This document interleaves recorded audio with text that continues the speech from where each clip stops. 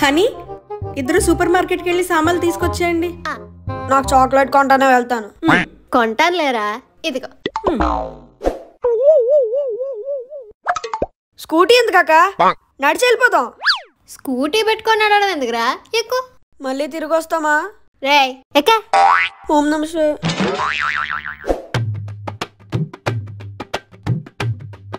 అక్క అక్క చాక్లెట్స్ ఎక్కడ ఉంటాయి? ఫస్ట్ అమ్మ చెప్పిన సామాన్లు తీసుకుందాం దా. అక్క నాకు ఈ కలర్ తీసుకో. అక్క తీసుకుందామా?